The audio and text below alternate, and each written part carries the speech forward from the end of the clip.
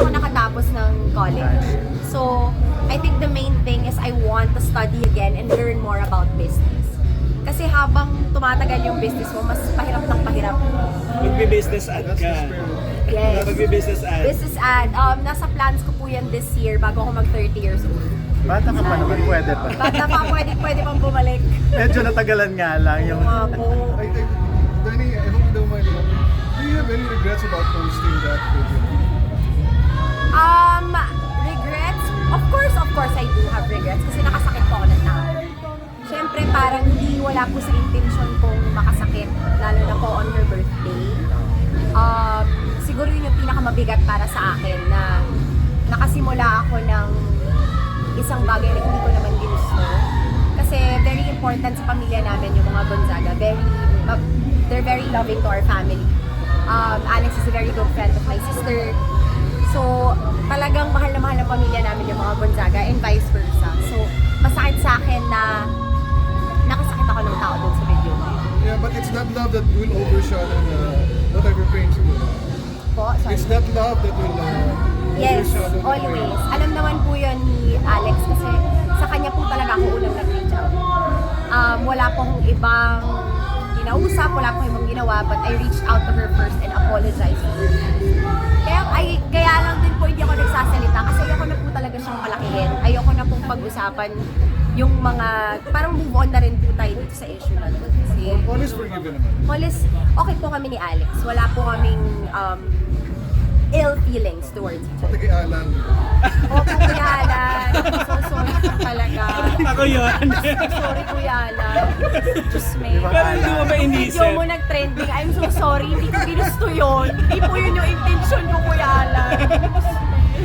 Pero kasi lumabas na nag-iiyak ka nung nangyari yon. Saan po ko umiyak? Yun ang sinasabi sa social media. Saan po ko umiyak?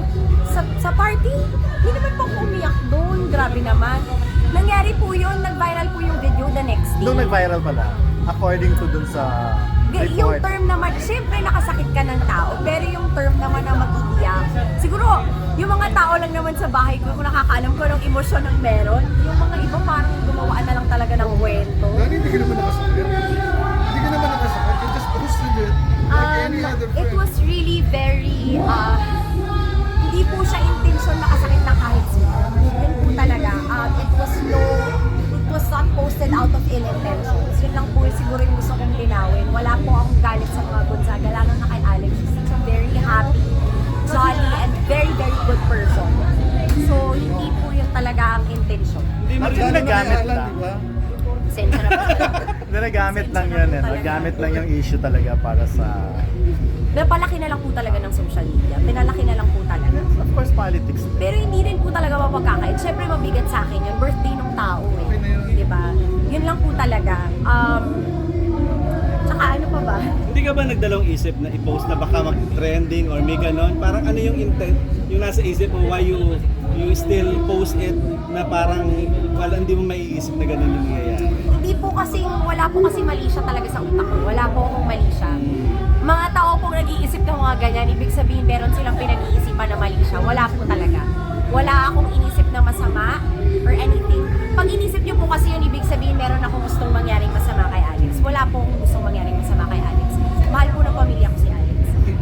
Yan. So move on na. Move on na po, please. Tama na po. Okay. Kasi Message mo na lang kay Ann. ang nangyari na shift na sa'yo yung kwento dahil nakamove on na sila sa part nung kay Alex. Oo, yung sa'yo Ngayon, naman. yung mga headlines sa'yo Ang dami naman. na pong invento na nasabi masyado. Parang taon na po tayo gumawa ng kwento, tapos na po. Alam mo yung parang change topic na.